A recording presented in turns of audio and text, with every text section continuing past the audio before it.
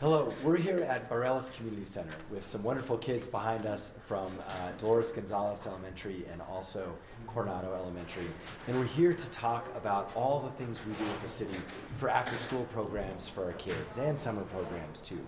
And so we're trying to do a lot more as a city, whether it's with our partners or whether it's on our own. And we're also working with council to really try and increase funding so that we can help hundreds of more kids this summer. So to tell us more about that, we have our Director of Cultural Services, Shel Sanchez. Shel? Hello, it's so great to be here and talk to you about a lot of things you know about, but I'm just excited to talk about the cross-departmental efforts that we have.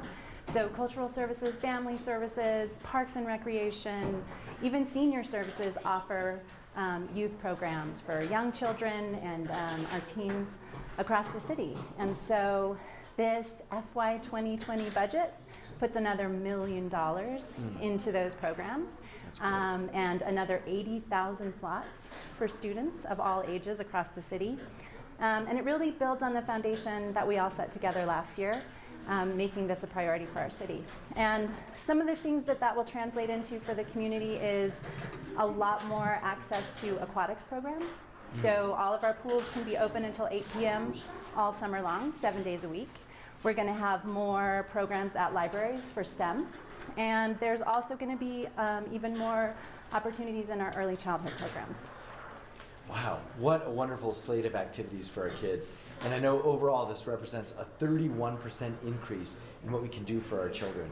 And as you mentioned, Shel, it's a whole range of things from coloring contest that's happening behind us, to swim lessons, to STEM activities, to even athletics through our Parks and Recs programs. So it's something very, very important. It's something so important that we're bringing together everyone who does this at the city, faith-based leaders and nonprofit organizations and APS to help us do this in something called the Kids Cabinet.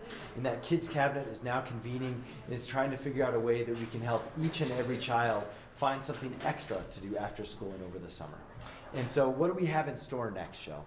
Well, I think you touched on a bunch of it, but I think a lot of times we think that these after-school programs are just a place for kids to hang out, but there's recreation, there's sports, there's arts programs, there's science programs at the libraries and at Explora. We have all kinds of things that really not only keep our kids safe with a place to be after school, but really inspire their passion that might last their whole generation or their whole lives. And I think that early childhood is one of the really big pieces of this FY20 budget. Because we've really made huge strides in early education programs in the city. For the first time in 10 years, our Head Start programs are full. And we've seen huge increases in the highest enrollment in our early childhood programs across the city. And these early investments, you know, because you're a parent, I'm an educator, this is where we make a real long-term change for our kids and for our entire community. So we're really excited to see that translate into more dollars for these programs.